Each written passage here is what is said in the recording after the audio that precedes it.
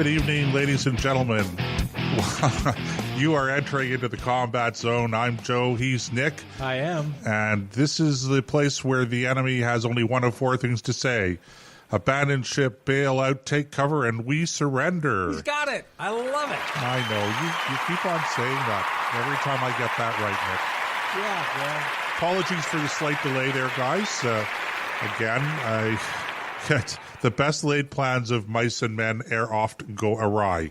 I think that's probably pretty close to the accurate quote. And anyway, sorry, apologies for the delay there. We had a bit of a false start, and our mics weren't working in it, but now they're working fine. All right. Well, I feel like I'm in Justin Trudeau's cabinet. Oh, talk about things that don't work right. We have quite a show lined up for you this evening. Of course, we're going to be talking about all the machinations up on the Hill today. That's on the menu. What else we got, Joseph? Well, let's just start with that. All right, fine. That's a lot. Oh, you could do 2 hours just on that. Well, and it's this, I have to give credit where it is due, Nick. When we first started talking about this scandal, I said, it's nothing. It doesn't have legs, as we like to say in the business.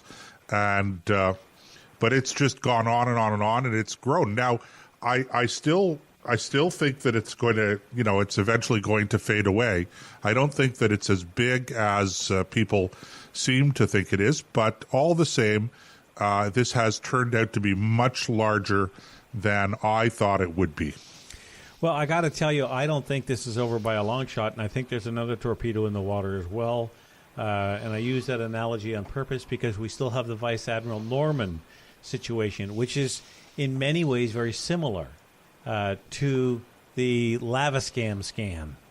The lava scam. That's the Lavalin, like a javelin. Yes, right. It's the Lavalin javelin. The Lavalin. I like that. I just came up with it. Hey, listen. I'm a poet, and I know it. And you know what? Now the rest of the world does too.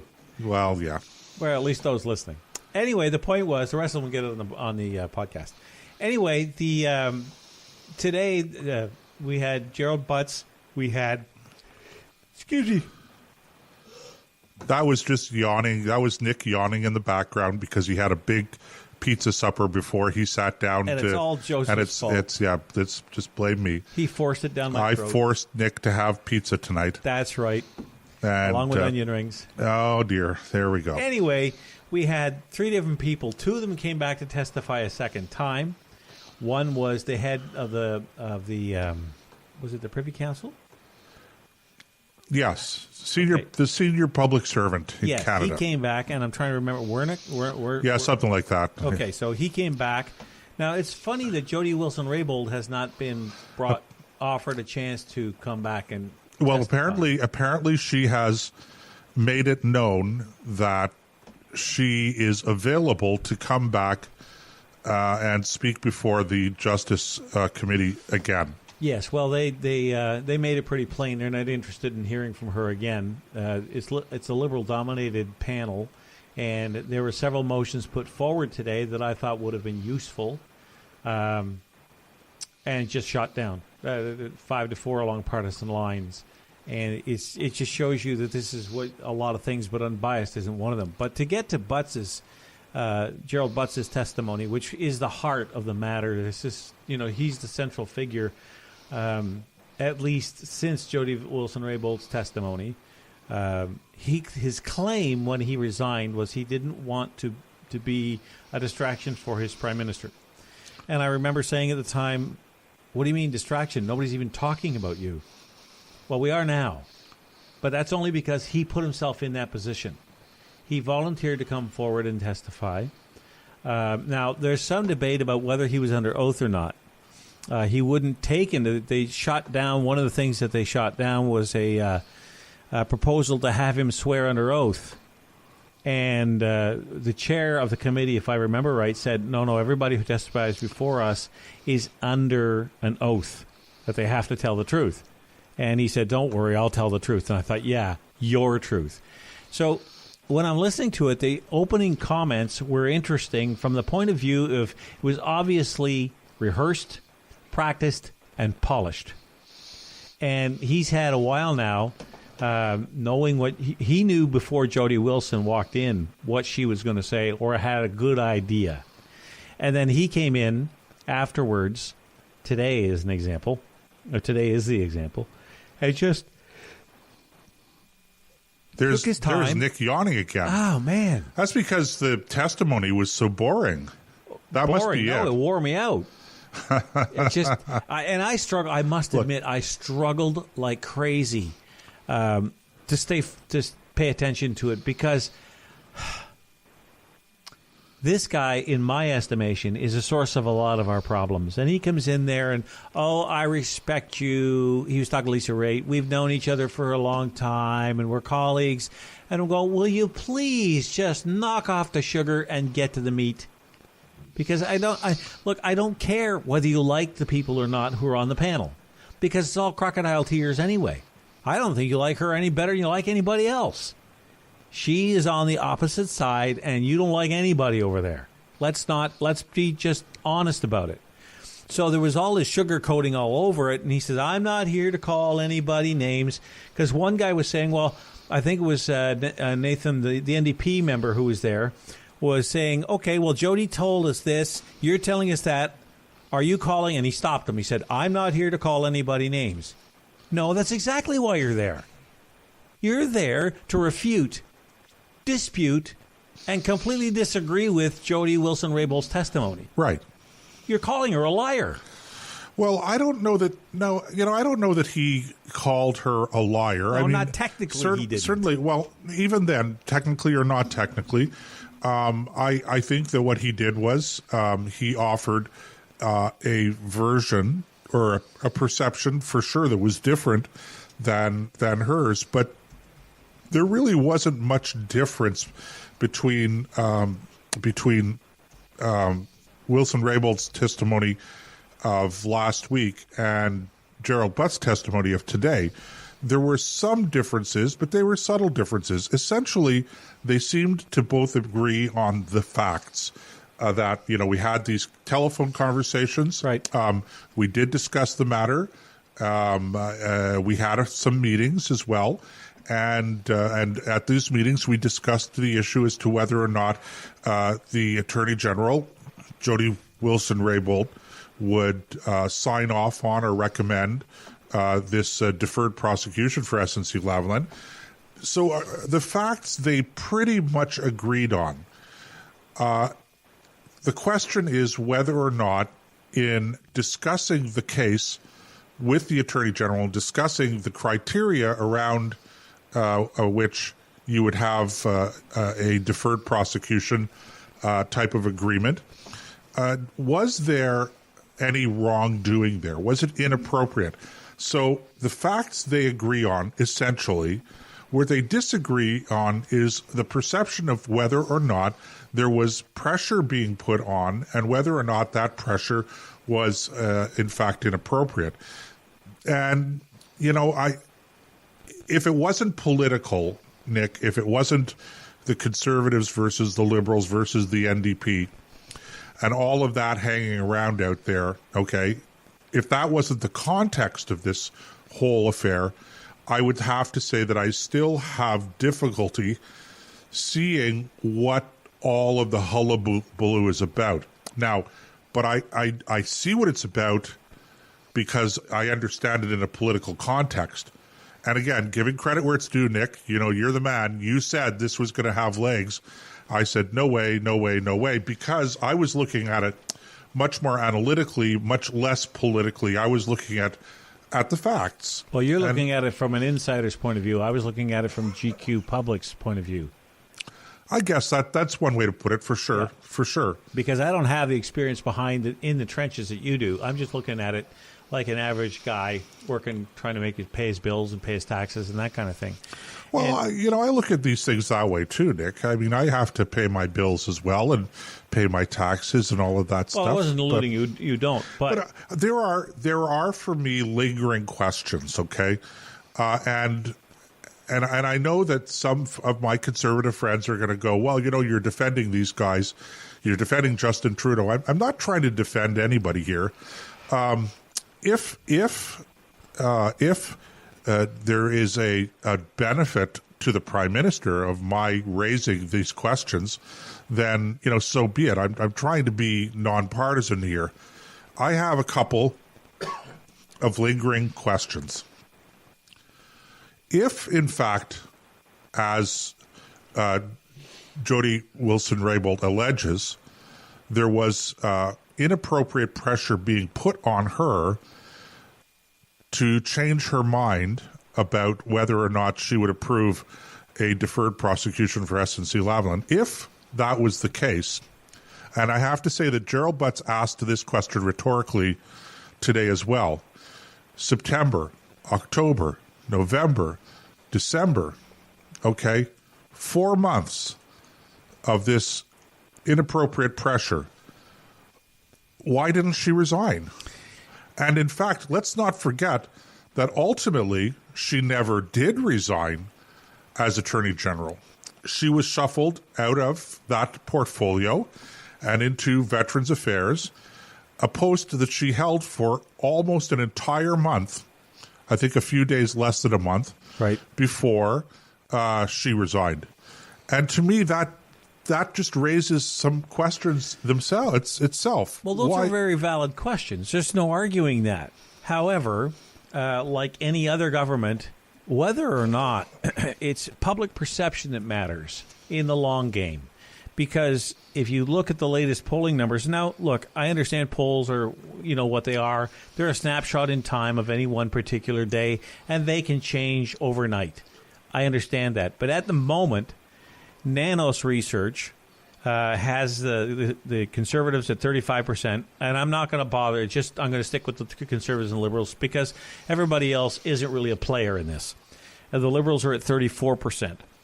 Ipsos has the Conservatives at 40%, the Liberals down to 31%, and Forum Research has the Conservatives at 42% and the Liberals at 33%. So this is taking a toll. As long as this long-term trend continues, because Trudeau's numbers have been dropping over the last 6 months to a year, people have been losing confidence in him. Look at all the different things that have gone wrong for him. Pakistan, Aga Khan, you've got the Norman case. Now you've got this. You've got China. You've got all kinds of different things. The way they handled NAFTA or what it turned into. Just one disaster after another. And then you've got MP ministers like Climate Barbie out there who are absolutely laughingstocks when it comes to their knowledge of their file and their ability to project confidence and reassurance to the population that the government's on the right track. So these things begin to heap up on themselves, and sooner or later, whether there's merit to them or not, the ship sinks. And that's what I think is the real thing to keep in mind here.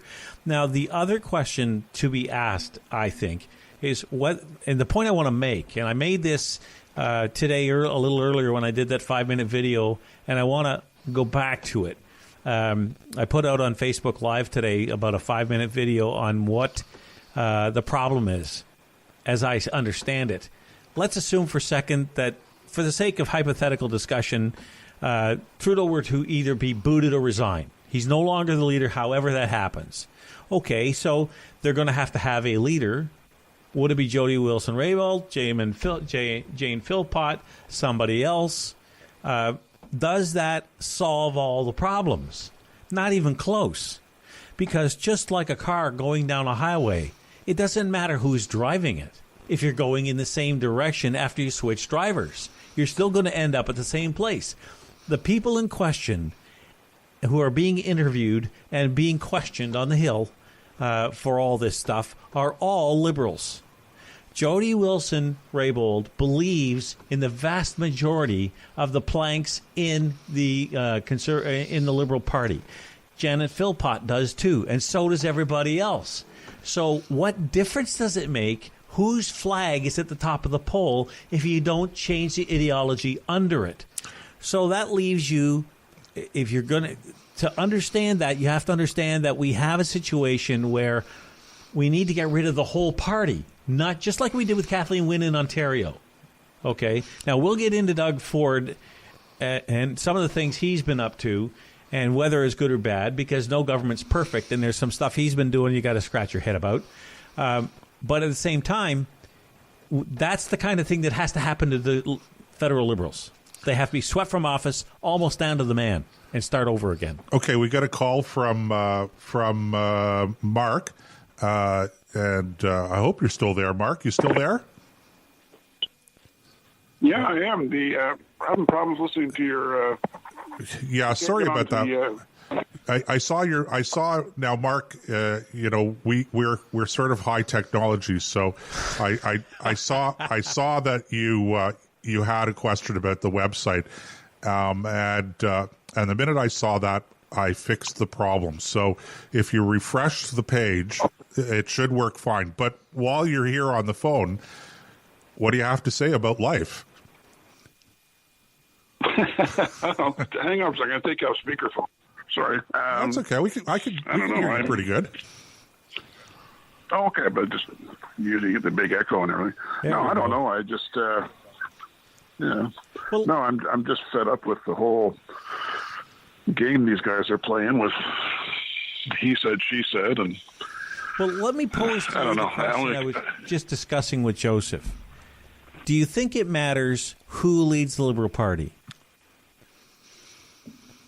Yeah, I do. I really want to see Justin stay on until the election. I'm really worried that they're going to... You mean replace him with somebody competent? Well, somebody that the Liberals perceive as being competent. I mean, I don't know who they would... There's no one on that party that I could see myself voting for. Not that I'm... whatever. But no, I'm just worried they're going to pull somebody in there who's going to get them all to come back to the flock and have the same old all over again. And this is why I'm hammering away on the point about it doesn't matter who leads the party. What's wrong is the vehicle they're in, not who's at the helm. Absolutely. Because I just with the lady, the justice lady. In my humble opinion, she should have resigned the minute he tried to coerce her into changing her mind. This is, Mark. That's exactly the question that I have. If we take her at her word that she felt that it was inappropriate pressure being put on her, going back to September, why didn't she resign? And in fact, she never actually even resigned as Attorney General. She was shuffled out of that post into another cabinet post, and she doesn't resign for even another month after that. So to me, that raises all kinds of questions about her own credibility. Not that I want to defend the Liberal government, far be it for me to do that, but I think that those are legitimate questions to ask. Well, I think the only reason she resigned was because a Globe Mail story came out.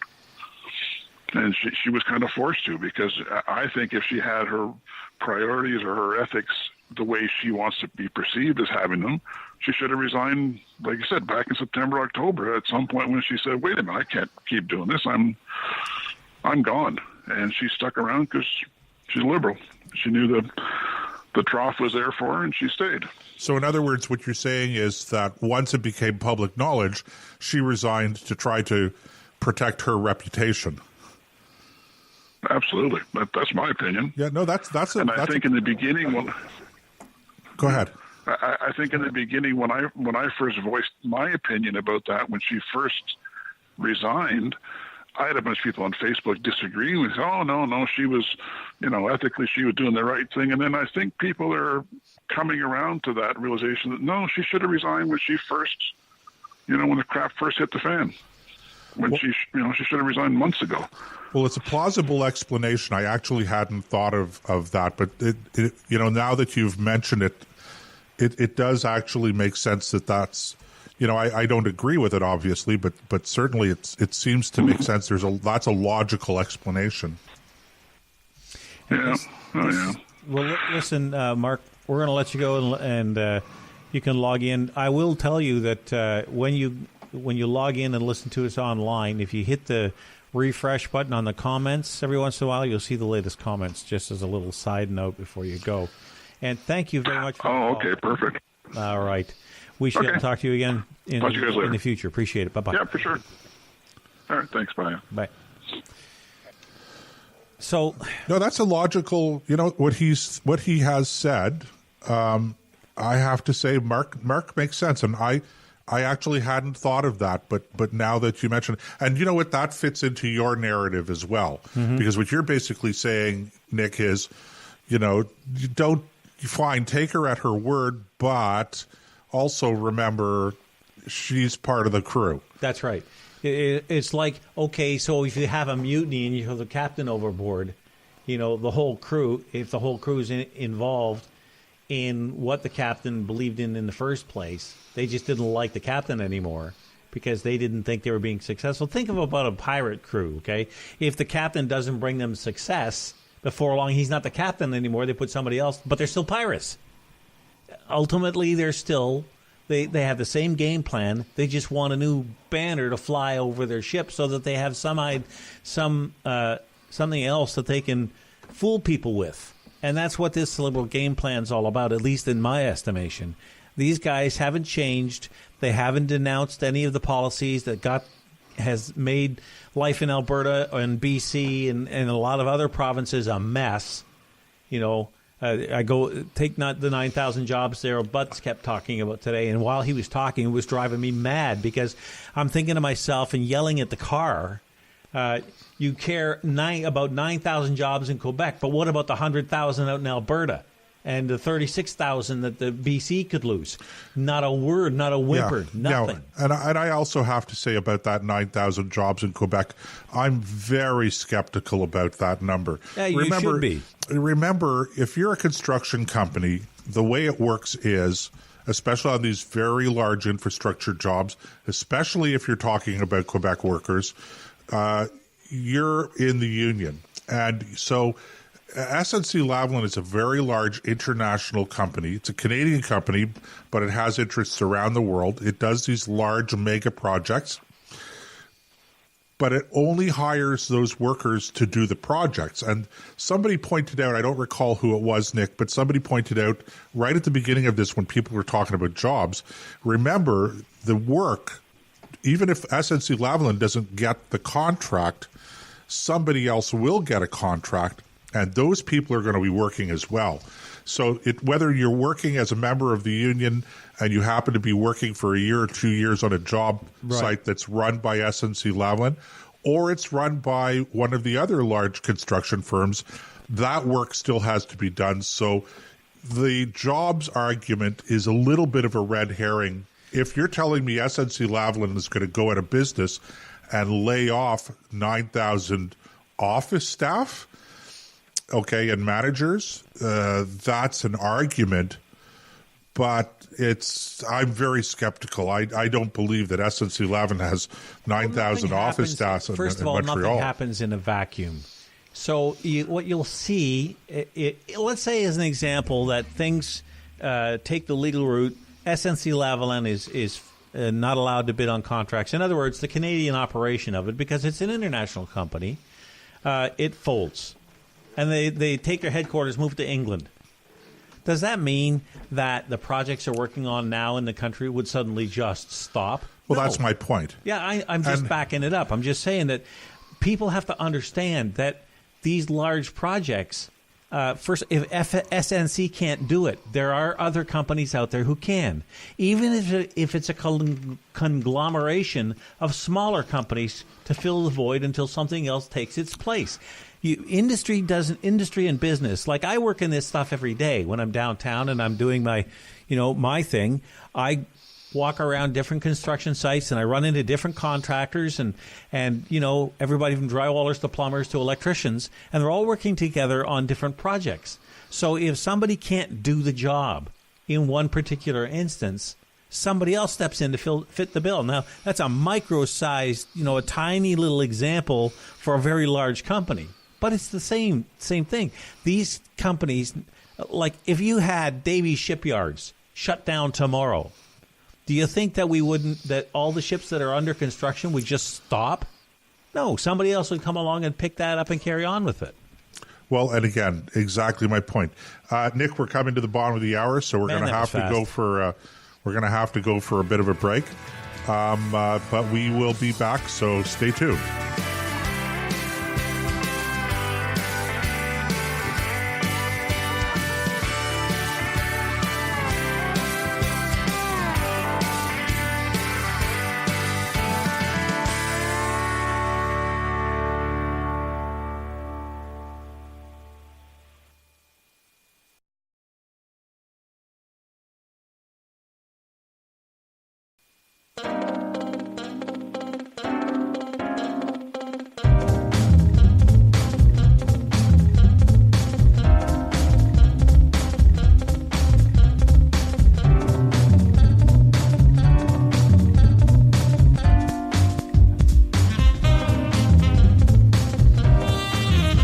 Okay, welcome back to the Combat Zone. I am Joe. He is Nick, and as I said, you're in the Combat Zone.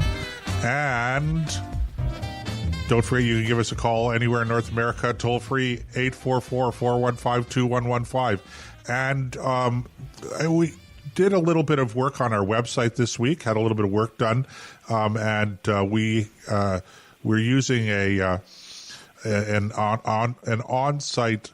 It's not really a chat room. It's more like a comment thing. But if you refresh right underneath the comments, there's a little link that you could click on it from time to time to get the updated comments that are being left. So someone mentioned that it didn't appear to be quite as smooth as the previous chat room, and I agree with that. We're just trying this out, and if we don't like it, then we can always move to try out a different chat room next week, or a different system next week.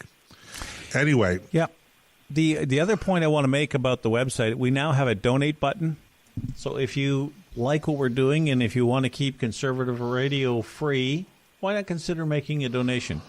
Every dollar raised is certainly going to help make the show better and improve the equipment we use, and might even improve the chat room. It might even, hey, listen, if that's the only reason, that's a good enough one. So I just thought I'd mention that because, it's an important thing.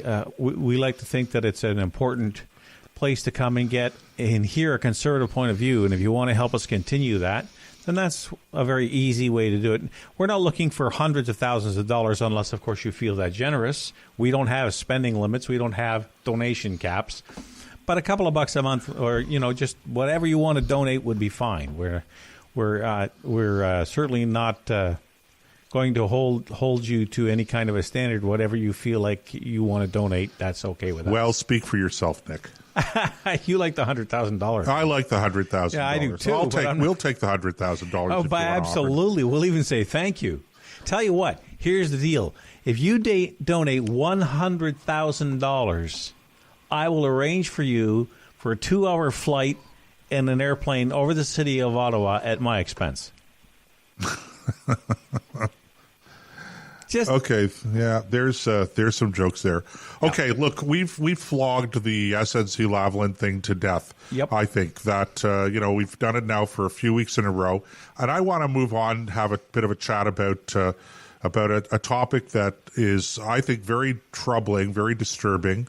And that is, Nick, what I perceive, and not just I, but other people, including members of the Democratic Party in the United States, are feeling, and that is a surge in anti-Semitism within their own particular party. Now, when I say a surge, I don't mean that there's this broad anti-Semitic movement in the Democratic Party, but certainly there are some prominent Democrats, particularly newly elected Democratic congresspeople, right, who are sort of fitting into this category.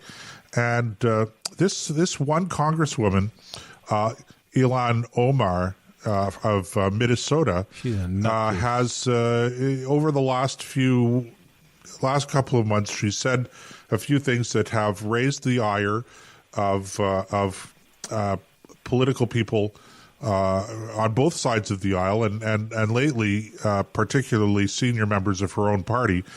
And, it started out, she was talking about how, different organizations that are pro-Israel organizations, and she was making some allegations that, when they make contributions to politicians who may themselves be more or less pro-Israel in their outlook on policy, that, and we're talking American politicians, that in fact that their votes were being, for want of a better way of expressing it, bought by pro-Israel activists and pro-Israel activist organizations, which I think is bad enough. But then about a week ago, I guess it was last week or perhaps the week before, she came out with at a town hall meeting talking about dual loyalty. That is to say that,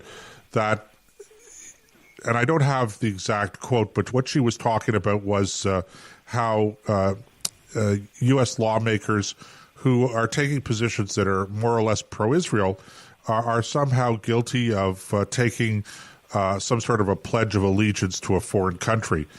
And members of her own party have called her out on this now. But this is a growing trend, Nick, and it's very disturbing. You're right. And we see it. It used to be confined to the silliness of universities until people got out and realized what life was all about. But it's really heavily infected the Democratic Party. And their refusal to actually deal with this in a concrete way, like censure her in any way. It started out they were going to pass an anti-hate law that made the hate resolution banning all anti-Semitic sentiment. Then it was going to be something a little more broad than that would include Islamophobia as well. Then it was going to be just hate in general, and now there's no plan at all to deal with this by the Democrats. So they're being hoisted on their own petard over this, because I think that most reasonable people, and there's a lot of unreasonable ones out there, but most reasonable people understand that supporting Israel doesn't mean you agree with everything that Israel does. It means you're supporting the only democracy in the Middle East, and that these are natural allies of ours because they share, in large part, the very same values that you and I do, and there's nothing wrong. It's no different than us supporting the Americans supporting us. Well, and that would be the point I would make. What is it in particular that makes the charge or the accusation of dual allegiance anti-Semitic?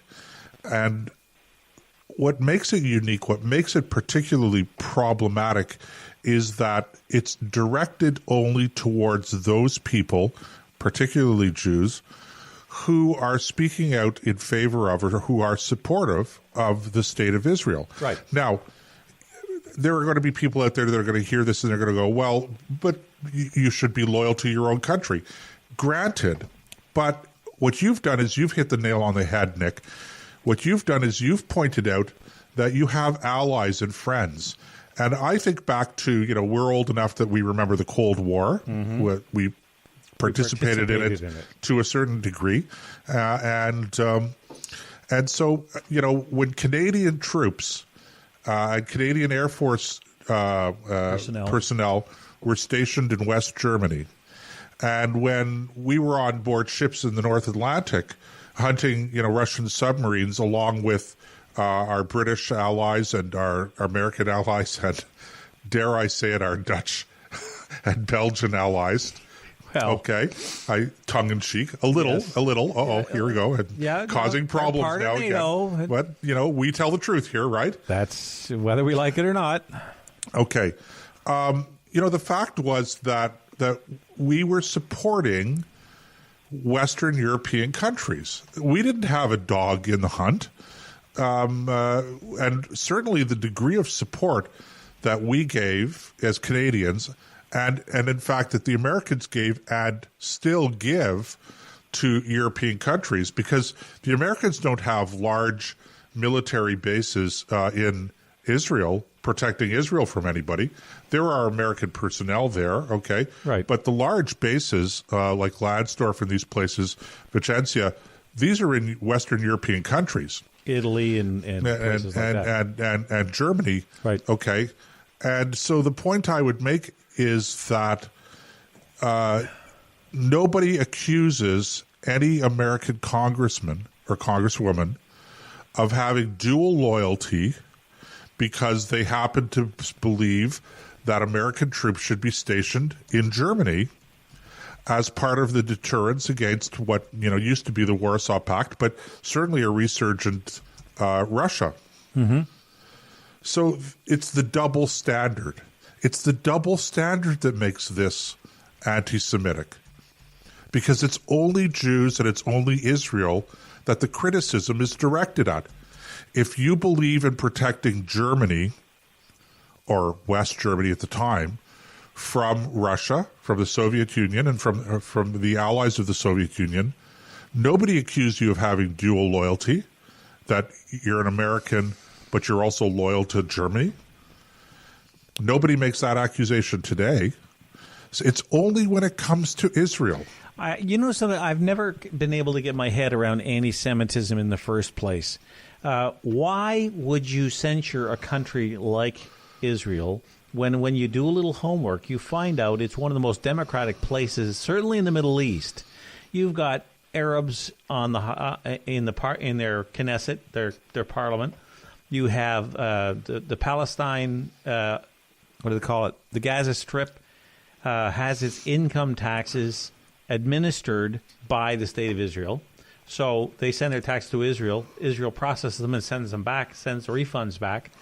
There's a whole bunch of different things that go on inside the state of Israel that are, the heart of a democracy, where they allow for free speech. They allow for as much as they can, given where they are and who their enemies are.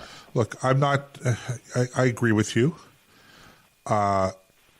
I'm not going to say that there aren't things that the government in Israel could be doing better. Well, that's for sure. Right, I mean, I think that's something you could say about everyone. That's right. But the point I'm making here, then the point that I would make, is that certainly the state of Israel is far more free and democratic than the other states in that part of the world. Well, you don't have Although to go they're far. making progress. The Arab states are making progress. Okay, there's no question about that.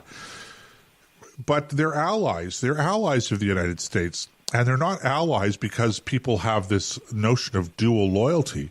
No. Okay? It's absurd. And if dual loyalty, I keep coming back to this, was a problem, was a reasonable criticism, and who knows, maybe it is a reasonable criticism, but it's only a reasonable criticism if it's applied equally to all other instances of American involvement in protecting and defending its allies, like right here in Canada. I mean, we have a joint air defense system. Mm-hmm.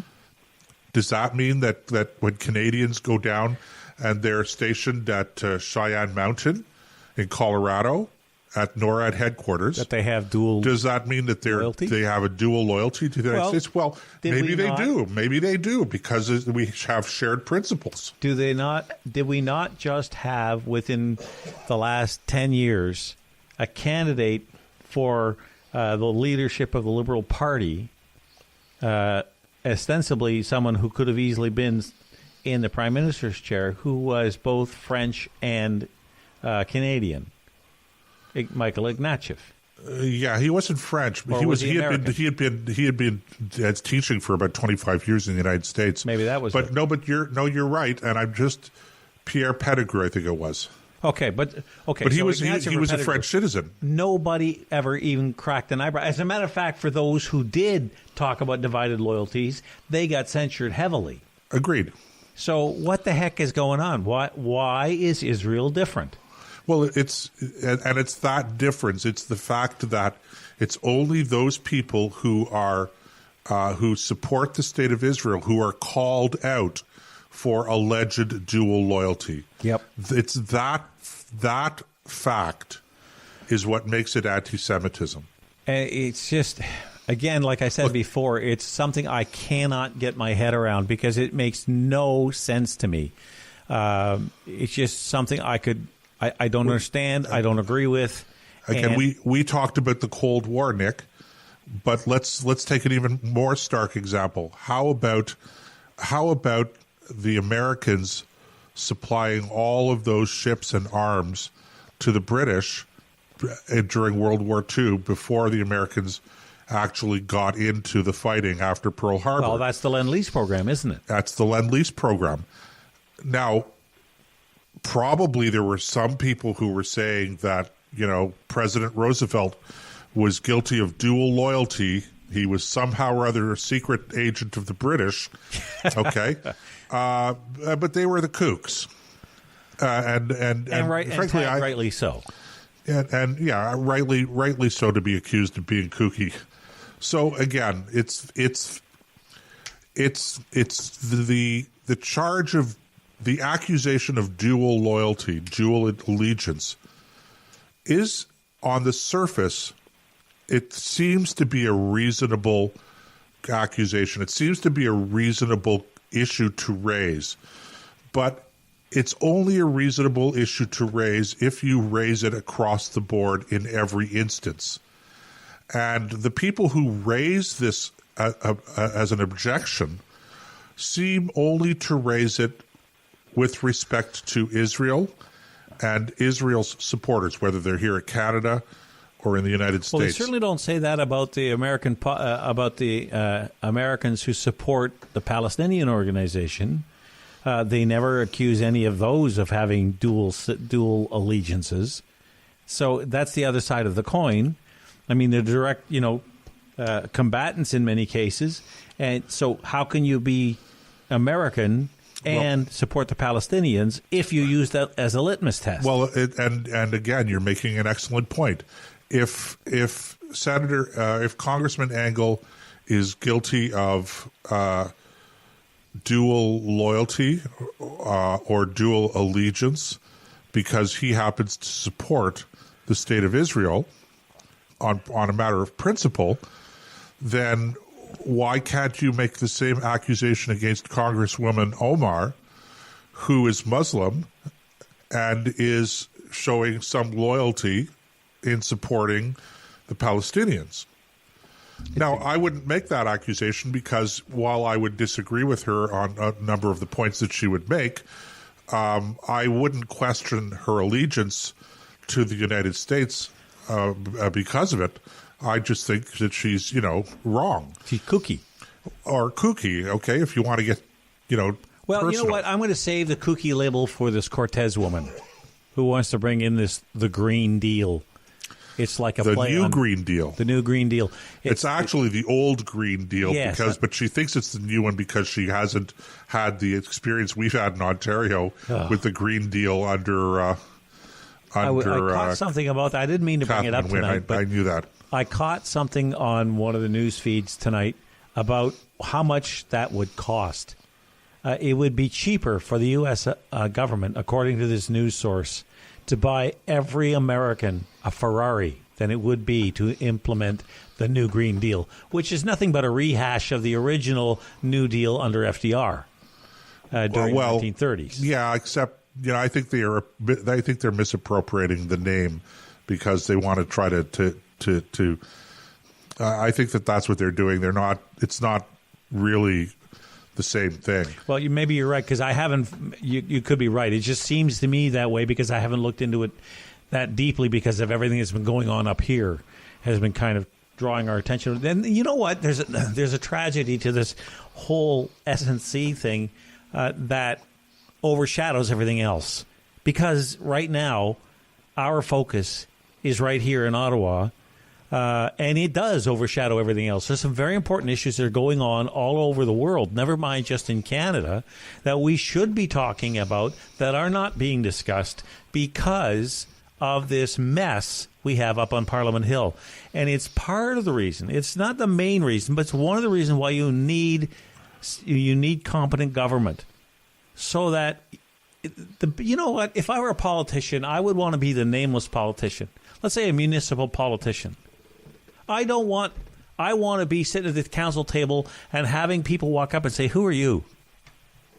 Because that means I'm doing my job. If my constituents aren't calling and if they're not complaining, if the potholes are filled and the roads are plowed, that's the kind of politician I want to be. I do not want my name on the front page. I do not mom a camera in my face. I just want to do my job. And the best way to do your job is not to draw attention to yourself, but serve the needs of your constituents. Now, that sounds mighty altruistic. But when you compare that to the mess we have up on Parliament Hill, which would you prefer? You know, this is the kind of thing that just makes me crazy, because we've got the whole thing with North Korea. How many people know there was a summit between Rocket Man and the Trumpster just recently? Well, a lot of people didn't know about it, I'm quite certain. That's my point. And it's not just what we have been going through here in Canada with this whole SNC-Lavalin scandal, but there was also the Cohen testimony in the United States. True enough. That really overshadowed. And that was really bizarre, too, because they could have scheduled those hearings around the summit as opposed to during the summit. And I think they did a great disservice to the President of the United States and to the country by what can only be described as taking active measures to undermine his reputation and his authority on the international stage. And you know what? I guess that at its heart is is part of the tragedy of when we have inside baseball scandals where that consume us because we're watching. We have to pay attention to our own affairs within. And most of the time, I'm all about that, about paying attention to what's going on in our own backyard before we criticize what's going on in somebody else's. But we're so focused on our own little grass fire, and when I say that, I'm not trying to say that SNC is not a big deal. I think it is. I think it's a bigger deal than you do. Time will tell which one of us is right. But our neighbor's house is on fire, and we don't know it. We're not paying attention. So there was the Trumpster, the missile thing. You had all kinds of different affairs going on. There's an American journalist held by the Venezuelan government in Venezuela. There's all kinds of things going on all over the place. There are Canadian citizens being still held in China. Absolutely. What's his latest? Remember we talked about that? Yes, we did. So, anyway, this is the kind of thing that just makes a man want to drink. But there's nothing left to drink. It's a dry bar tonight. I was using the analogy, not necessarily the physical description. Okay, I understand. I think I understand anyway. It means I wasn't trying to say we should have a drink. I'm saying that it's frustrating. I have quite a cough tonight. It's a dry cough, sort of like allergy. I don't know what's causing it. I get that at this time of the year, so it must be allergy related. But well, you know what the saying on the farm is. Oh, please. I haven't had a cliche from you all day, Nick. What don't kills you makes you stronger. What kills you makes you stronger. What don't kills you. What doesn't kill you makes you stronger. What don't kills you makes you stronger. What don't kills you makes you stronger. Right. Okay. So if your cough don't kill you, you'll end up stronger. Okay. And I don't mean that physically necessarily. I mean that psychologically. Well, I don't have psychological problems. None that we'll confess to on air. Well, none that I would confess to on air. None that, yeah. We'll just leave it at that. How are things going in the chat room tonight, guys? Actually, this new chat room, it's a little different. It's not really a chat room. It's really comments. And when we installed this and afterwards, we thought, oh, this isn't chat. This is comments. So the comments, you have to manually hit that refresh button in order to update your comments. So it's not really a chat room. So we're trying it out and see how people like it. If people really don't like it, then we'll see about a different kind of solution. And hey, look, if you make a donation to us for $100,000, we'll even name it after you. That's right. We can do all kinds of things with $100,000. Yes, we can have a better chat room. That's for sure. Yep. Can you imagine the AJ chat room or the Marin chat room or the Mark chat room? Maybe if they pooled the resources. I'm just picking on a few people that are in there. Okay, and with that, Nick, I think it's time for us to go for another commercial break. Now, don't forget, before we go, after the break, we have Stephen Skyvington coming on to talk about healthcare in Canada. He's going to be a fascinating guest. Stick around. We'll be right back after this.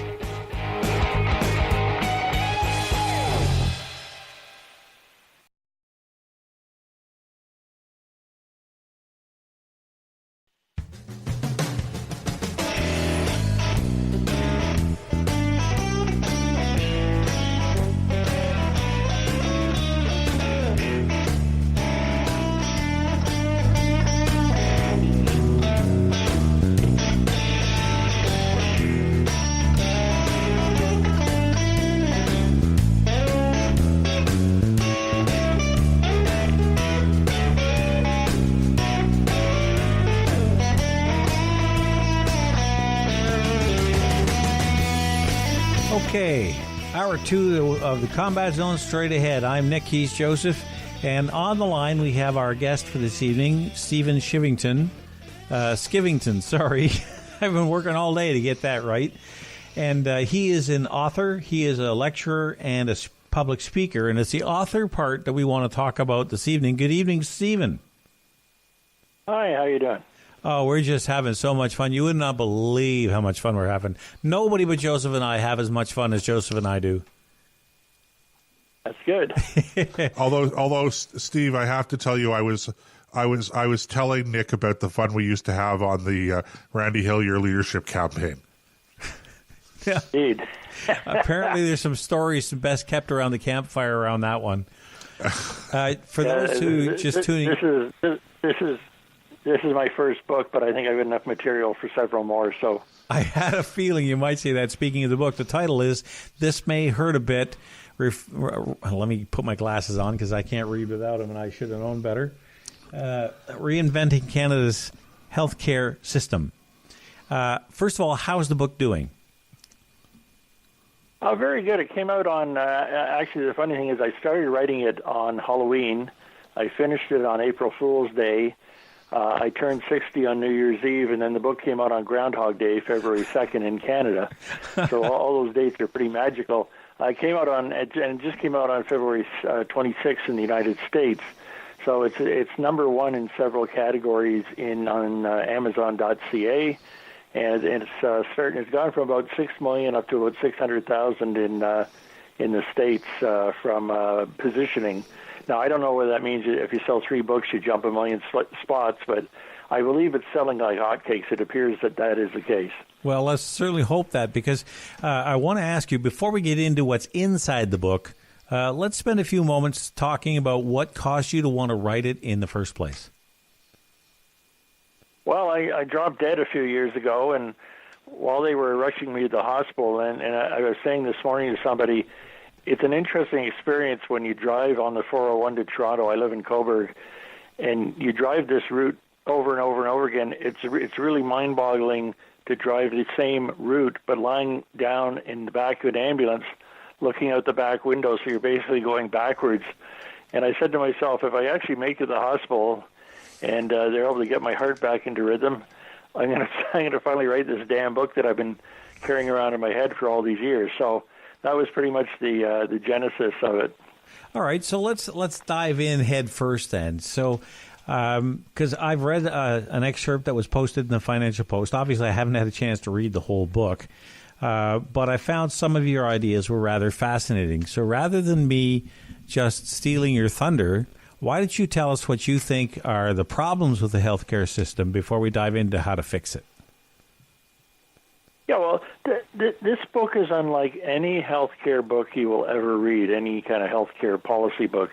For those of you who are maybe thinking this is a stodgy academic read, I often joke about I wish someone would hire me to teach journalism so I could learn how you're supposed to do it along with the kids, because everyone thinks I'm cool because I break all the rules. But what they don't realize is I have no idea what the rules are that I'm breaking. And so just as all of my articles and op-eds and columns for newspapers were like short stories, this book is like a novel. And I've always loved those novels where someone comes into a bar and starts telling their life story to a complete stranger. Mm-hmm. So instead of a bar, I envision us doing that truly Canadian thing, going for a walk in the woods. And instead of my story, I'm telling the story of healthcare in Canada. So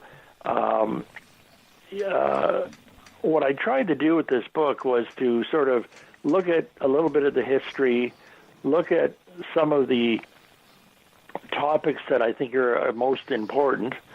I have an interlude in which I look at the history of doctor bashing and what we've done to our doctors. Then I have a little section where I look at what some governments have done, which I call the law of unintended consequences, things that were done that didn't work out so well. And then the biggest section of all in the book is in section 4, the big fix. And in that section, I talk about 10 things that we could do that could change how we're doing healthcare now and fix it for the better. And I use Dr. Min Basiter's Simplexity system, where you look at each of these 10, how might we, why would we want to, what's stopping us from doing so. And what's quite interesting to me, and I'll run through the list quickly in 1 second. What's quite interesting to me is that we're going down to Concordia University on September 27th, and it's a workshop, which is, I believe, open to the public. Anyone can register. And we're going to take these 10 ideas and spend the whole day figuring out how you would actually, do these things, how you would kind of put meat on the bone. So number one, first and foremost, I kind of jokingly say, if I could accomplish only one of these 10 things, this would be the one I would most want to accomplish, and it's stop lying to us. I'm really keen on us finally having that adult conversation, and I wanted the book to come out as early in 2019 as possible so that we could have 10 months, 9 months, 10 months to make healthcare the number one election issue in the ramp-up to the federal election on October 21st. So it's time for that adult conversation. The only way we're going to get there is by getting the politicians to stop lying and to be honest and tell the truth. Number two, put patients first, ideology second. I think what happens is, and it doesn't really matter, the book details whatever party has been in power, left, right, center, doesn't matter. They've all done the same thing. And we talk about wrapping ourselves in the flag of the Canada Health Act, and that, you're only a patriot if you're in favor of the Canada Health Act. Well, one of the great surprises when I was writing this book is to discover the Canada Health Act is actually a finance bill. It's got nothing to do with healthcare. Yes, there are the 5 principles, but it was really a bill designed to stop extra billing and co-payments and all that kind of stuff. Number 3, and this one's a biggie, revise the Canada Health Act so that quality becomes the 6th principle. And in fact, I suggest quality should be the 1st principle. Remember the old Ford Motor Company, at Ford, quality is job 1. I say that with Canadian Medicare, quality is job none. And I think it's important that we change that. Number 4, which I know it'll be very controversial, and the book is nothing if not controversial, combine all of Canada's provincial and territorial health ministries into one federal super ministry with one health minister. Believe it or not, in Canada we have 14 health ministries, the federal one, the 10 provincial, and the 3 territorial. 14 health ministries. That is absolutely ludicrous. And I go into some detail about why that's a bad idea. Number 5, stop focusing on illness and figure out how to keep us healthy instead. Again, we don't have a healthcare system. We really have a sickness system. But worse than that, we have an insurance scheme. It's not a healthcare system either. It's an insurance scheme, and I suggest it's a badly run one, and badly run insurance scheme. Number 6, this will be controversy as well. Open the door to medical tourism. Why should healthcare simply be a cost center? Why can't it be a revenue generator? And I think that if we open the door to medical tourism, instead of, I believe it was the Fraser Institute found that about 60,000 people left the country to get health care in 1 year, why not open our doors so that we're having people come from other countries, generating money, helping our hospitality industry and all, filling up all those empty hotel rooms, and taking some of that money and plowing it back into the public system.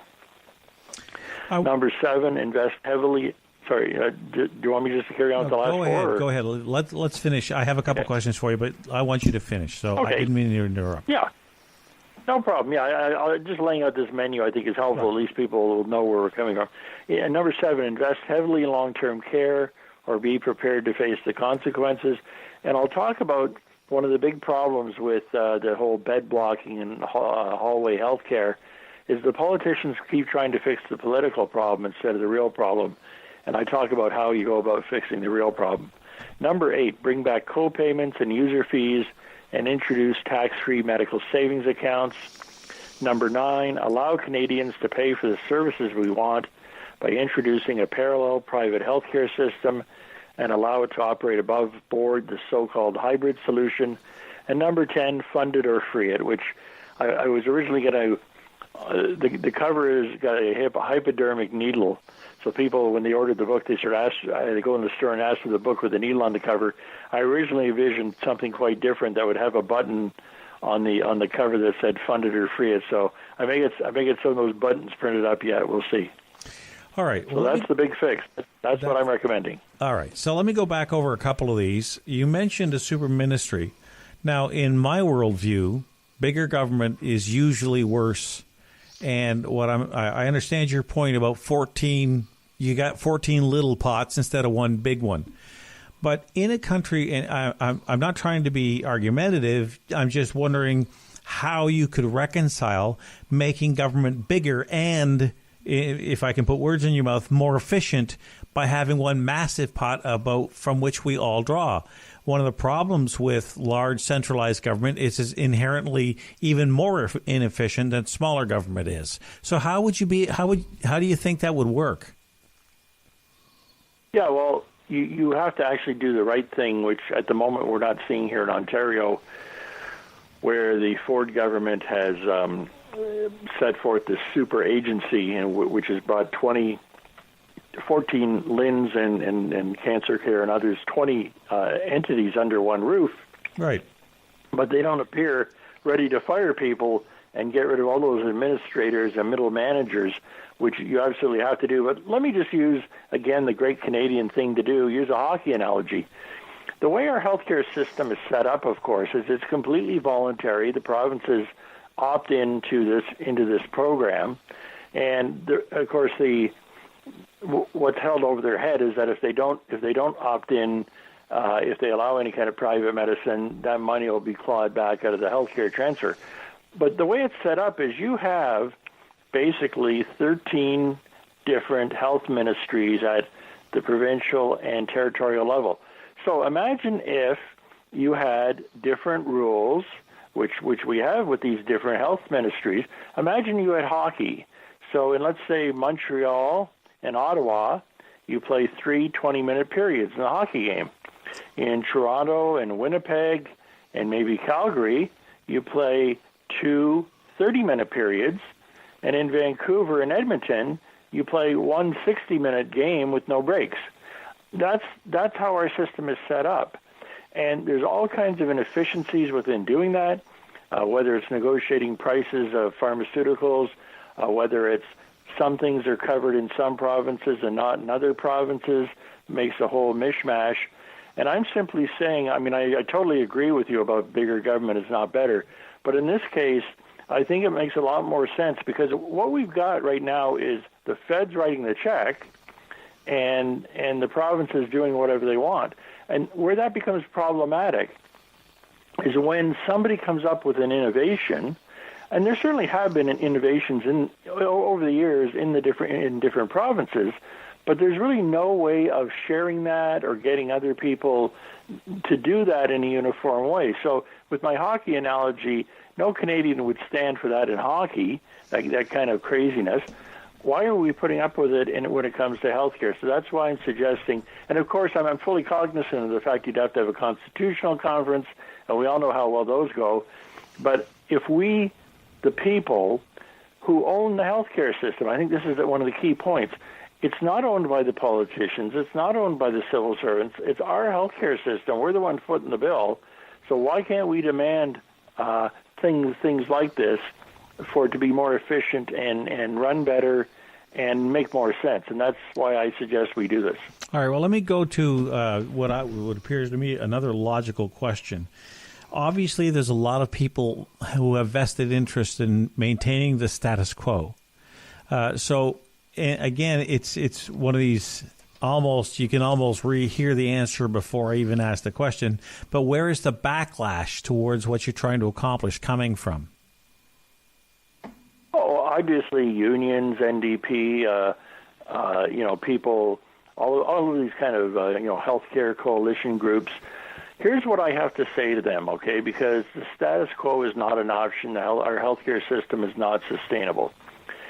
If your worry is that we're going to end up with a U.S.-style two-tier healthcare system, the best way to end up with that is by doing what you're doing, propping up the status quo and playing this crazy game of let's pretending that our system actually is sustainable. Dalton McGuinty had that great line that there'll come a time where the only ministry we can afford is the Ministry of Health, and we still won't be able to afford the Ministry of Health. We, by 2030, in another 11 years, will be spending 100% of our provincial budgets on healthcare. So unless you're okay with every road being a toll road in Canada, every school being a private school, having no money for infrastructure or any other kind of government programs, because every nickel is going to be going to healthcare, then I say to you, we have to make this change now. Now, the other canard that people come back at me with is, well, you just want this second tier of health care for the rich. Well, the rich don't need a second tier. They've already got one. It's called America. They just get on a plane and go to America. They don't need it. But the middle class, the boomers, the zoomers, we're the ones that need this. We're the ones that want this and will ultimately drive the discussion and make this happen. We're not going to put up with waiting for hips or knees or eyes or whatever it might be, these ludicrous wait lists. I said the other night on TV, in America, they ration health care by the size of your credit card, and here they ration health care by wait lists. It's absolutely ludicrous what's going on right now. And, I feel that, I talk about this book as the truth, the whole truth, and nothing but the truth. You are never going to get so much truth thrown in your face as in reading this book. And indeed, I'm going to spend the whole next year going all over the country talking about this and trying to get everyone to join what I call the healthcare revolution. I've sort of facetiously said that we need a healthcare Arab Spring in this country. And, we really do. I need everyone to get on board, not just read the book, but be in a position to challenge candidates so that when candidates show up and say, well, I'm in favor of the Canada Health Act and I am against two-tier medicine, you need to challenge them and basically say, well, great, because we're going to end up with a U.S.-style system if that's your attitude. And the final thing I would say to this, I think two tiers would be a huge improvement over what we have now, because we currently have somewhere between 10 and 15 tiers. We have the workers' compensation tier, we have the RCMP tier, we have the hockey player tier, we have the politician tier, the friends of doctors tier, and the most galling one of all is the prisoners tier. As a Canadian taxpayer who tries to obey the law, why is it that prisoners in Canadian jails have better access to health care than the rest of us? People have no idea that's the case, but that actually is the way it works. Just craziness. All right. In the last 2 minutes before we have to hit the bottom of the hour, let me ask you just if you could encapsulate, because the next group I want to talk about within this is the medical professionals. How do they feel about this? Because they're on the front lines, they're in the trenches, they see the need and they see the waste as well. Are they generally supportive of what you're trying to do? Oh, absolutely. And, I single out doctors, nurses, and others for some of the blame because what they've done, because of the way they are, the kind of person that becomes a doctor or a nurse, they are not willing to let the system fall apart. So they've been sticking their finger in every hole, trying to keep the leaks in the dike from overwhelming us for the last 20 years. And the problem with doing that is it allows the politicians to get away with telling us, hey, everything's great, no problem, it's working beautiful. Had they let the thing collapse and go in the shitter 20 years ago like any normal person would have, we could have been having this debate 20 years ago. So they're part of the problem as well, because, you know, they've been just too good, too altruistic. But they understand totally where I'm coming from, and they absolutely know. I mean, I'm actually stunned at how many of them have retired here in Ontario in the last year. They're thrown in the towel. Like we are going to face a huge doctor shortage very soon because they've had enough of this. I hate to interrupt you, but we are at the bottom of the hour. I have to take a break. For those of you in the chat room, don't forget to refresh your page.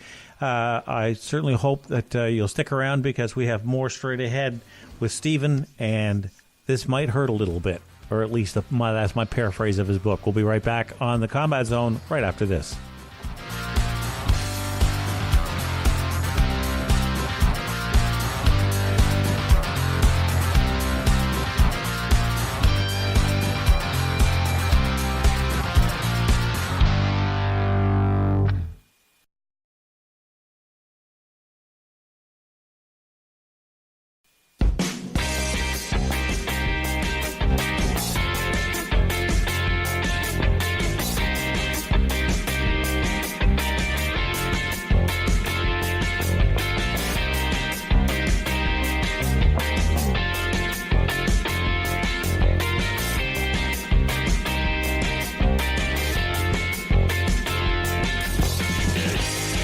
Okay, welcome back to the last half hour of the Combat Zone, folks.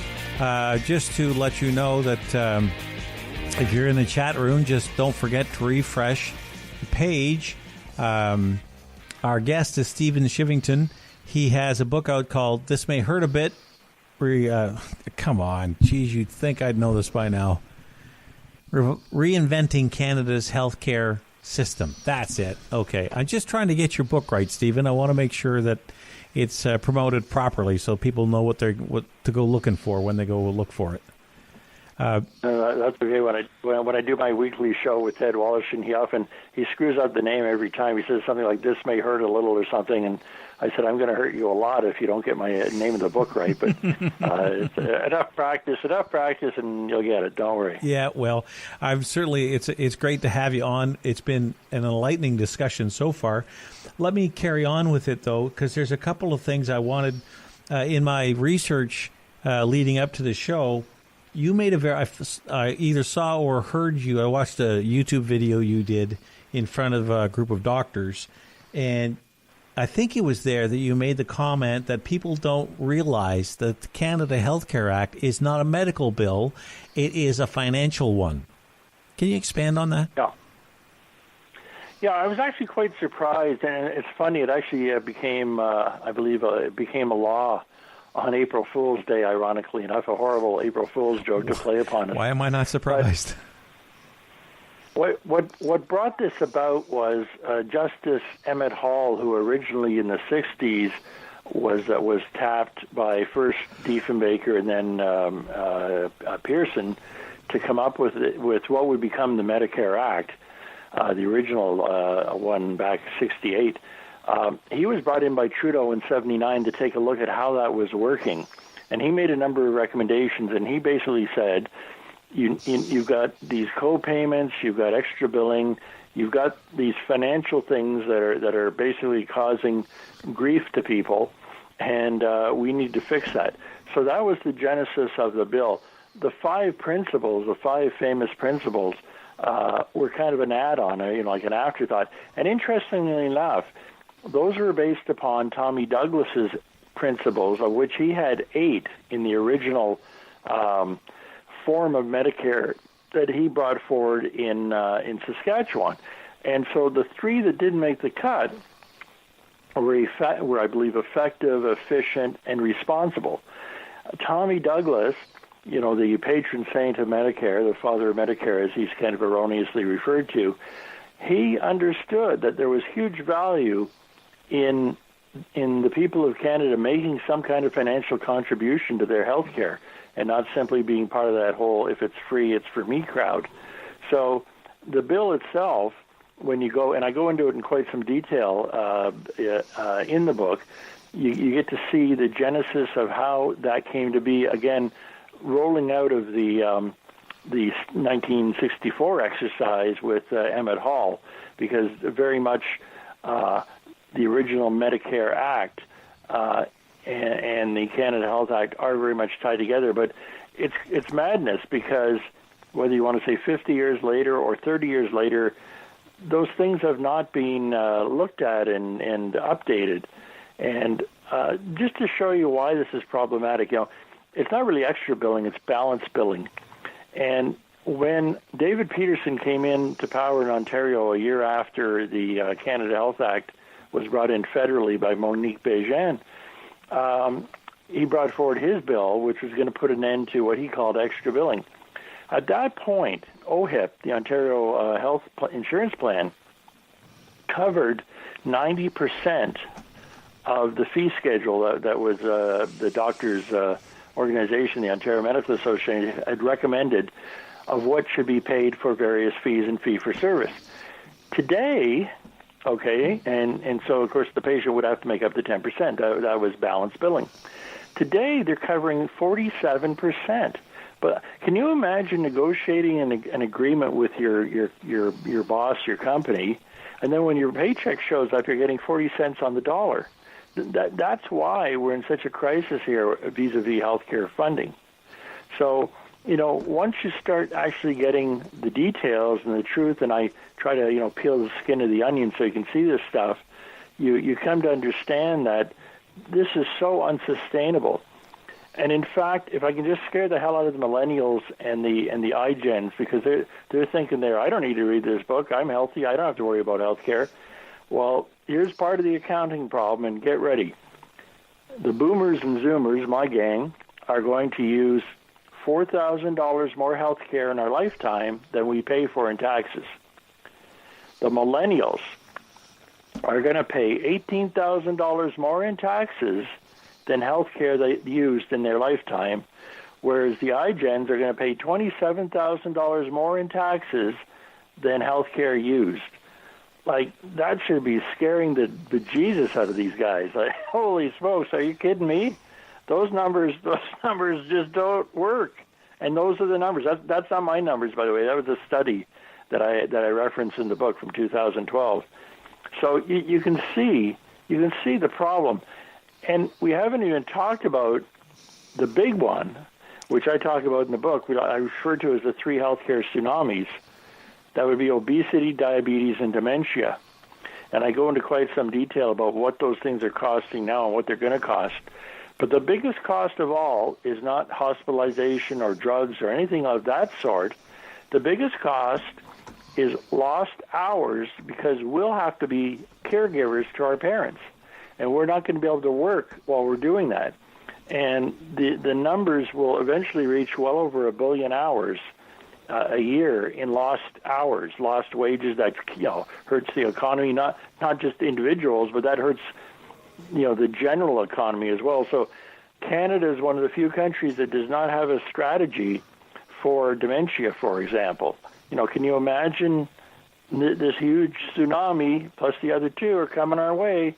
Haven't even given it a second thought. And that's, again, I think part of the reason why I'd like to see a super ministry at the federal level so we could start dealing with some of these things. All right, well, let me ask you another question.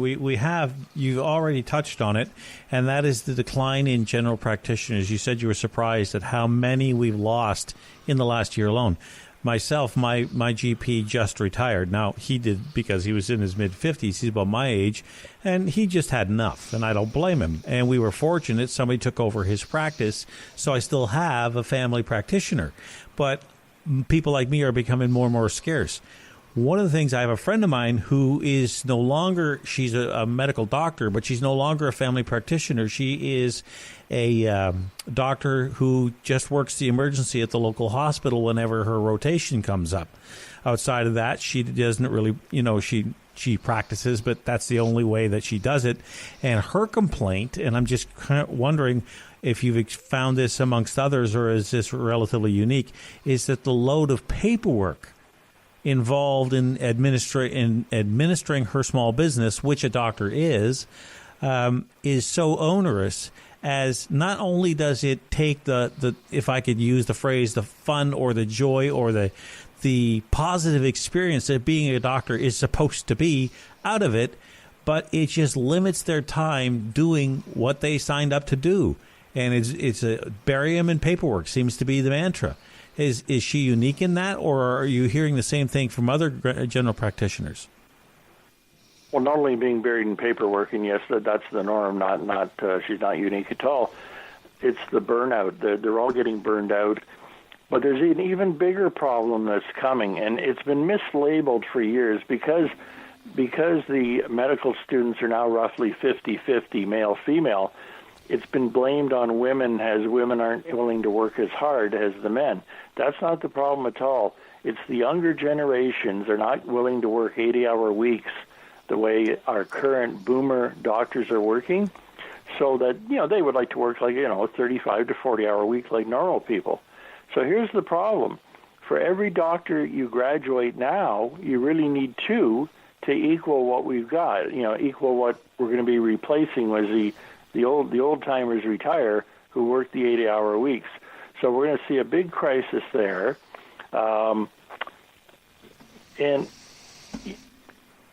I talk in the middle of the section of the book, the interlude, the hypocritical oath. I talk about three things. One is the doctors in the Stockholm Syndrome, audited to death, the story of Dr. Tony Sue in the college, and then finally the new phenomenon of the doctor health minister, which is not good news, even though you might have thought it would have been. So there has been this sport that has developed probably around the time of the Canada Health Act and David Peterson in the mid-'80s of doctor bashing, because politicians have discovered that they can score points. And so you saw in Ontario in the last couple of years, Dr. Hoskins, the health minister, going out on social media and calling press conferences and saying, well, doctors take home $368,000 a year in salary. Well, and this is the other problem. It's not salary, that's what they bill. But then you eliminate half of that for overhead, for paying staff. People don't realize, they think the government is paying for the doctor's office and all of the supplies and all of the staff. The doctor's paying for everything. Doctors paying salaries, benefits for, the cotton swabs, the stethoscope, the physical building. They provide well over $1 billion in free infrastructure for the government to perform health care. So doctors are getting fed up in a big way, and many of them are just walking away. It used to be the problem back in the 90s of they'd go to the States, but now they're not even doing that. And I had mentioned earlier, and this is really part and parcel of this, beating up doctors, solving the political problem instead of the real problem. So let me just give an example here, because we're seeing this right now with the Ford government here in Ontario, but we've seen it with all three parties. So the Ford government's making a lot of noise about, we want to fix hallway health care and eliminate it, okay? So their solution is, let's throw money at the hospitals so they can open up more beds. They're therefore solving the so-called bed blocker problem. Now, the bed blocker problem, of course, is people who are in hospital emergency who shouldn't really be there, but there's no place for them to go vis-a-vis seniors home, nursing home. Like that, yeah. Right. So here's what they discovered when they did a study in Hamilton area, is 40% of the bed blocking was being caused by 9% of the bed blocking patients.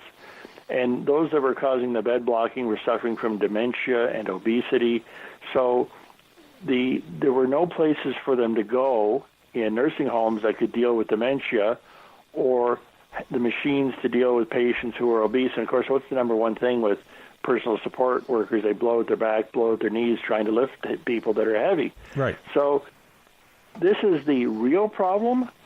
The throwing money at the hospitals to open more beds in the hospital is solving the political problem, so they get off your back in question period. And this is why I've used Ambassador's Simplexity program, because instead of dealing with what he calls, I believe, the fuzzy situation masquerading as the problem, You figure out what the real problem is, and then they come up with a solution for that. Excuse me. Let me shift topics a little bit. I don't know whether this is part of your book or not, but there's been in the last little while a talk about a national pharmacare program. Now, as I understand it, it would be included under the Health Care Act, and that it will be a national program. If I understand your sentiment that your interpretation of the Canada Health Care Act, that it's a money bill, not a medical bill, that would put this outside the government purview, although that's never stopped them before. Have you given any thought? And if you haven't, that's fine. I'm just, because I don't know whether or not this is in the book or whether you spend any time thinking about this. But what it would cost for this country to run a national, universal, I'm using all the buzzword here, national, universal, totally accessible pharmacare program like people like the NDP want? Well, it is in the book, and I'm having lots of fun on Twitter fighting with people because I'm the anti-pharmacare guy. I think this is the goofiest idea they could possibly come up with. I compare actually eyes and teeth versus pharmacare. And I'm in favor of covering eyes and teeth, and I explain why we should do that instead. Pharmacare, a universal pharmacare program, will bankrupt the country. I mean, it'll just finish the job that has already been started. And the other thing people don't stop to think about, the studies show that when you have universal pharmacare, the prescribing and the filling of prescriptions goes up by 20%. Now, we already have a big opioid problem, which is going to get worse by this. But the other problem is, and I talk about this in the book as well, we are spending no time on prevention, nutrition, fitness, all of these things. This is why it has morphed into a sickness system instead of a healthcare system. I think that, we use the line prevention is the new cure. And I think it's very important that we start putting more effort into prevention. You look at the coming generations. Their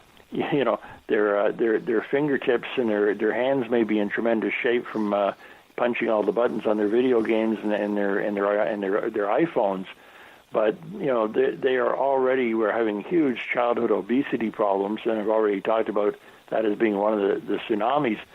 Pharmacare is an extremely bad idea. It's being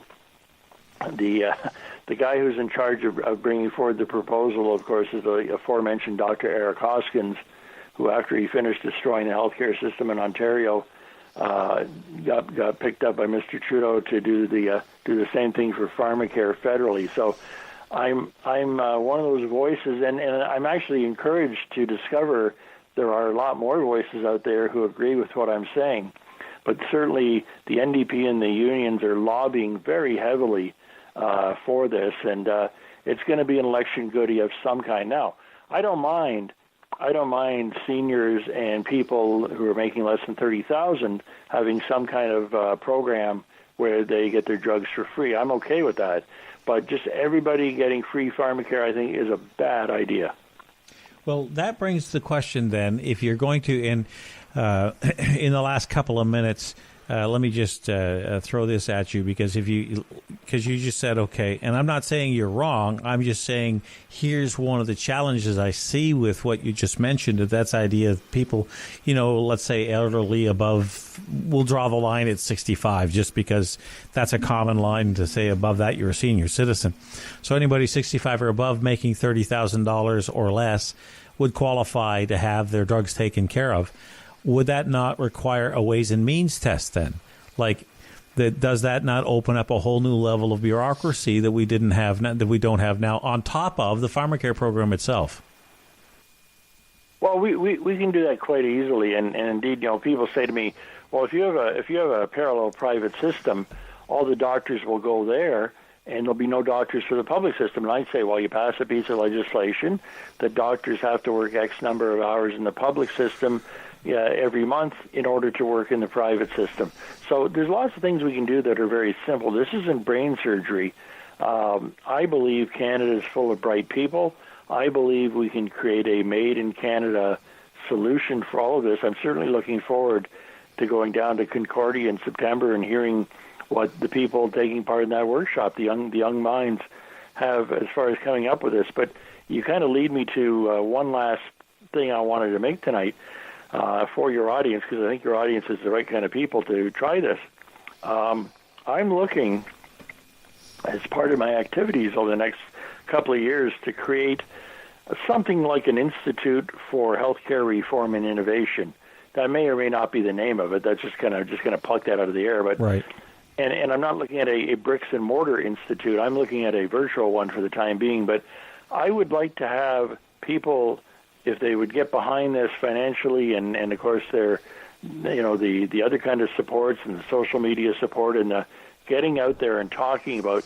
Someone said to me, "Oh, I'd love to see a debate, Dr. Daniel Martin. You'd win that debate." Well, I don't have to win a debate to win the debate. I win the debate by us having a debate. If we have this adult discussion, if we talk about health care for the next 10 months, if it becomes the number one election issue, I've won the debate. But in order to do that, I need people to get behind this, to not just buy the book, and buying the book isn't going to make me rich, so I'm getting $2 a book. ain't going to retire on that one. Luckily, I'm on the Freedom 105 plan. But if I could find some backers that want to get behind the Institute for Healthcare Reform and Innovation concept, that would be tremendously helpful, because I'm not getting funded by anybody. I'm not like the other side that's getting funded. We look at the Canadian Doctors for Medicare. Went before Unifor, the big union, asking for $25,000 to intervene against Dr. Brian Day's charter challenge in BC, and the union gave them $50,000. Well, I don't have those kind of backers. Okay, I'm just out doing my thing here and talking about healthcare, making people aware of, as I say, the truth, the whole truth, and nothing but the truth. But I think that for all of the roadblocks that get thrown in front of me, and for all of the the details, of which there are many. It's not like you can just sit down and tick some boxes and instantly you fixed healthcare. It took us 50 plus years to get into this mess. We're not going to get out of it in 50 minutes.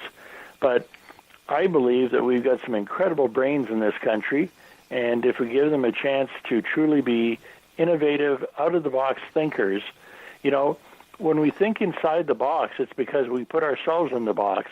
It's not because you can't think outside the box. So I'm challenging people to be brave here. And the book is very controversial. It'll obviously get a lot of blood boiling, but I think we can have a healthy debate if you read the book and then engage in a dialogue on all of the stuff I talk about. Well, I'm just sitting here listening to you talk, and there's, questions boiling up in my mind we just don't have time to get into. But I want to take time on to congratulate you on having the courage to write the book in the first place, and to want to have this. Sounds like the kind of thing we need to do with climate change too. By the way, I was struck by the similarity in the different arguments surrounding the two issues. Not that they're the same, but it'd be nice to have the debate. In other words, however it gets started. So all the best to you as far as getting the debate going, because this is a real issue. I couldn't agree with you more. We cannot continue to spend money at the rate that we're spending it. It's like trying to bail out the Titanic with a 5-gallon pail. It doesn't matter how fast you do it, you're still going to sink. You might slow the rate a little bit, but that's going to be about it.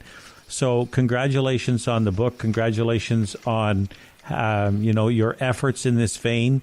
If you're ever up in the Ottawa area, let us know. And maybe we'll bring you in as a guest speaker or something along that line, or have you live on the show so that we can do a full 2 hours on healthcare, because there's plenty. We haven't even talked about, things like long-term care. We haven't talked about how home care would fit in. There's so many different threads here we could explore. So I must tell you that it's been a pleasure talking to you. Well, it's been my pleasure, too, and I will be in the Ottawa area. I'll be happy to come on your show live. And I'm setting up a whole bunch of readings and book signings all across Southern Ontario. If folks follow me at Skyvington on Twitter, or you can just Polytrain, POLITRAIN @ simpatico.ca is my email. I'm on Facebook, whatever it is, Stephen Skyvington. I'm very easy to find, believe me. Whether I want to be found or not, it's all over there. And I'm always happy to talk to people, so please let me hear from you. All right. Well, we'll stay in touch, and over the next little while, maybe we'll get an update and talk about, maybe you might even be thinking about writing part 2 of this book. So it's been a pleasure, Mr. Skyvington. Nice to get to know you. And Joseph hasn't said a word in the last hour, so that tells me something. Well, I'm busy reading the book. yeah. Not yet, but I will. You can count on that, Steve. All right, wonderful. Thanks. All right, thanks, Steve. Appreciate it, and we look forward to our next conversation. Well, that was certainly. I'm trying to think of the right word to use here. Informative, enlightening. Enlightening is a good word to use, and it's scary. It's with all of it.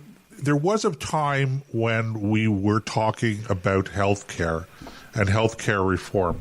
Mm-hmm. But, I have to tell you, Nick, it's been completely supplanted by talk of, I guess climate change. Climate change is really taken over everything. And these other files that are ticking time bombs, frankly, are not being attended to in any way, shape, or form, in any meaningful way. And that's really too bad, because it's going to be a problem. It's going to be a problem for the next generation, for our kids and our grandkids, for sure. And that's what I think was the major point he was driving on. Look, people of our generation and older are not going to see the full weight of this, but our kids and our grandkids are. And if there's any reason, if there's a better reason to fix something, I don't know what it is. Well, and if we stick around long enough, we will see the problem. Yeah, it's only, like he was saying, by 11 years from now, right? Well, I hope to be around 11 years from now. Well, that's, I just realized, 2030 is not that far away. Okay.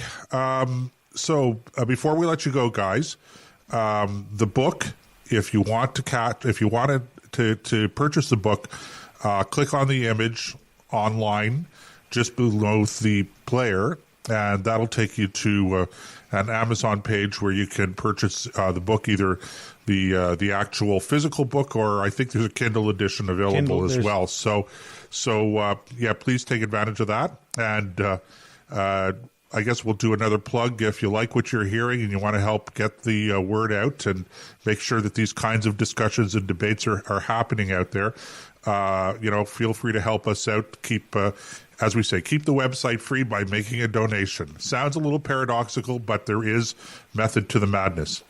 And with that, Nick, I think we will sign off once more and I'll see you and our friends and our guests in the combat zone next week. All right.